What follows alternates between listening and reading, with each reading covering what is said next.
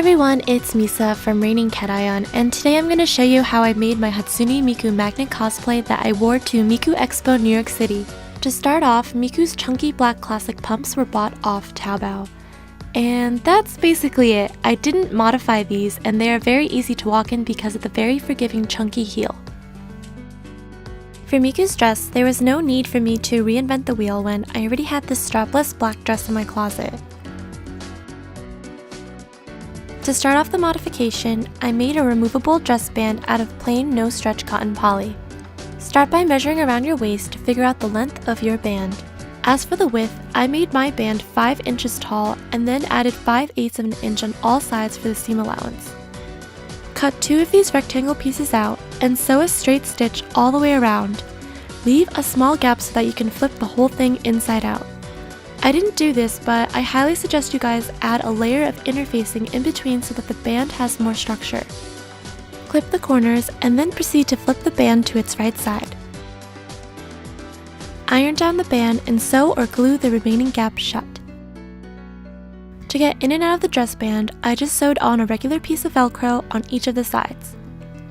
I cut some of this scalloped trim lace to fit my dress band, and then proceeded to glue down the lace with the best fabric glue I've used so far.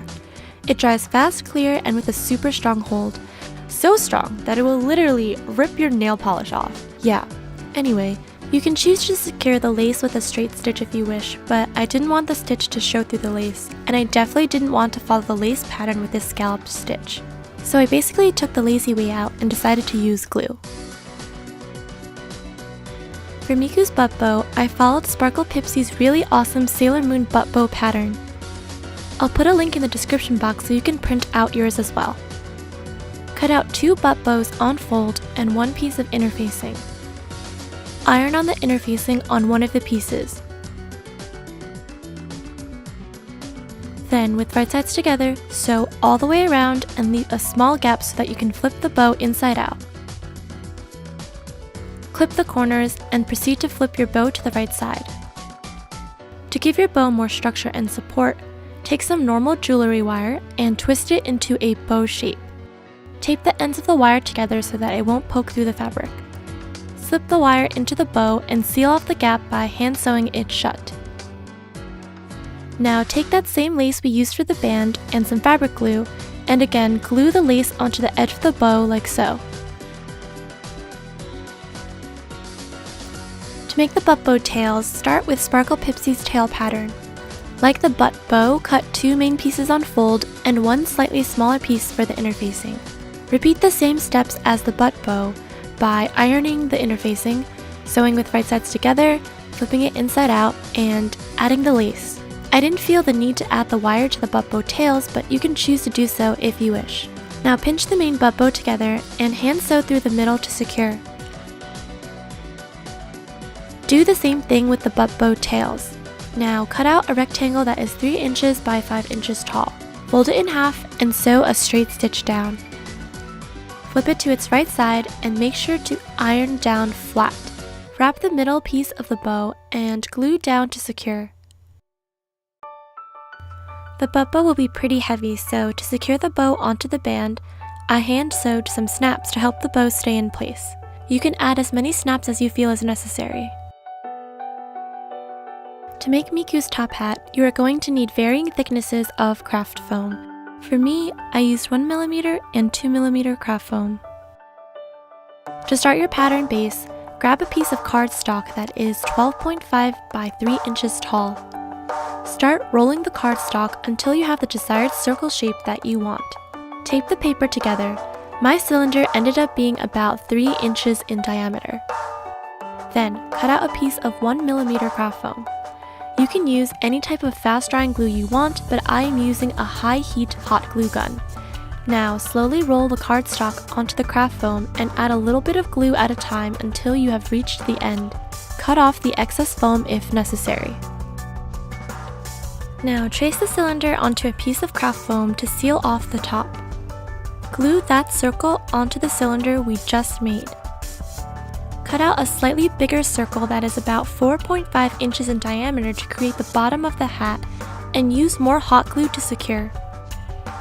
Take a strip of 1mm white craft foam that measures the circumference of the cylinder and glue down that same lace we used for the bow. Because my lace was wider than I wanted to in proportion to the hat, I folded my lace down a bit so that the white would peek out more. Again, secure everything to the hat by using more hot glue. So to attach the hat to your wig, take an X-Acto knife and cut 2 tiny slits at the bottom of your hat. Now take an alligator clip and insert it through the slits. This is how the hat is going to stay up on your wig. Moving on to your signature butterfly headphones. No surprise here, but the entire thing was made out of craft foam. I printed out the butterfly template on cardstock that I found on DeviantArt. So cut the template out. You are also going to need a circle that is 3.5 inches in diameter. Please note that the circle does not need to be the headphone design. I am just using this to trace the 3.5 inch diameter. Taking an X-Acto knife, start carving out the shape on the butterfly wing where the pink part will peek out. Place the circle and butterfly wing onto a piece of 1mm craft foam and trace with a pencil. Then use your X-Acto knife to carve out the wing designs. This is a little tedious, but a sharp X-Acto knife should cut through 1mm craft foam like butter, and the pieces should just pop out. You need to repeat this step 3 more times for a total of 4 carved black butterfly wings. Next, take a long sheet of bright pink 1mm craft foam and trace the outline of the butterfly and a circle that is 3.5 inches in diameter. This pink part is going to be the layer in between the carved black butterfly wing templates. Cut 2 of the pink pieces out. Now sandwich the pink layer in between the carved black craft foam like a strawberry Oreo. I used a mix of rubber cement and hot glue to secure everything together. To make the headphones, you're going to cut out 4 circles that are 3.5 inches in diameter.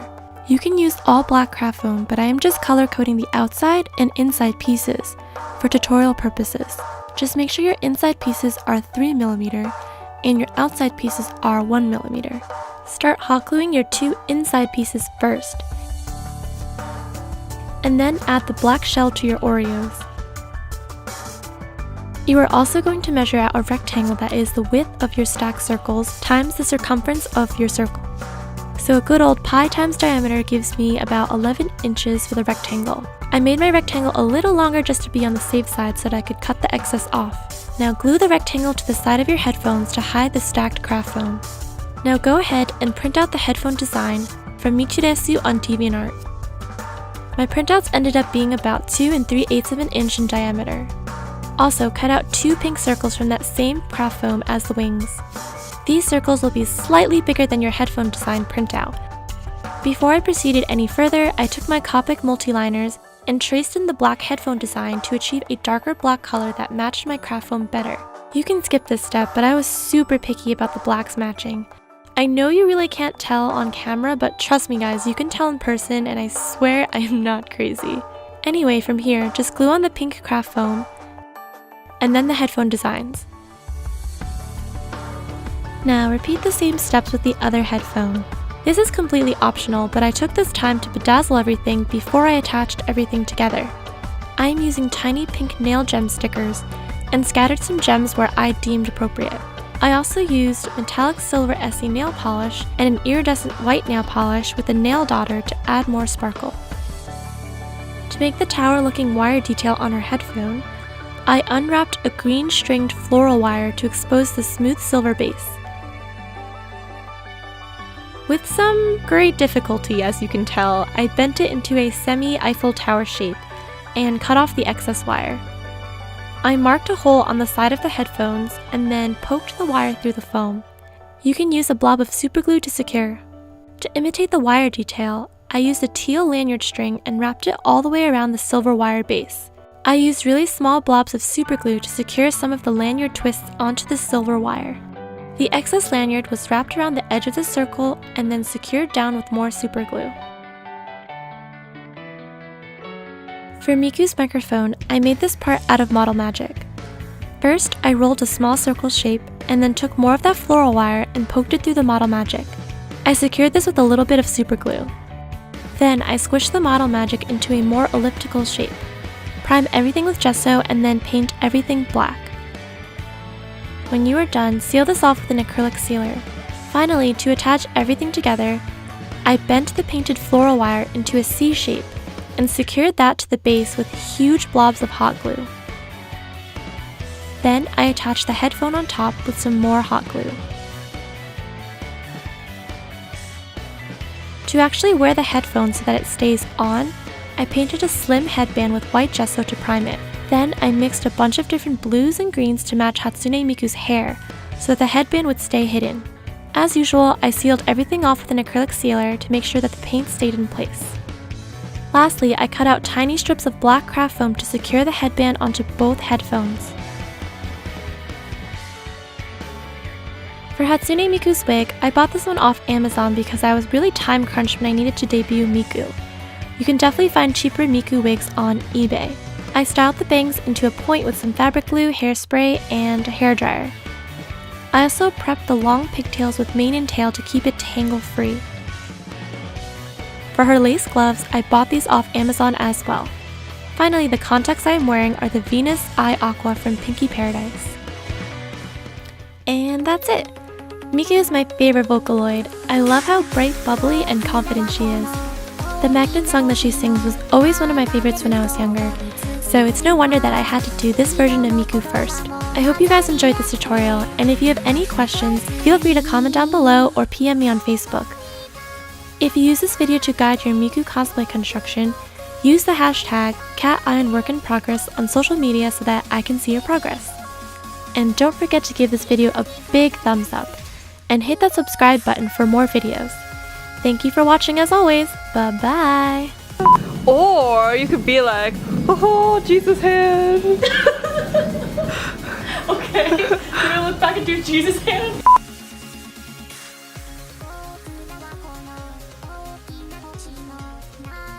That looks weird. Don't literally pet it. Like literally like naturally.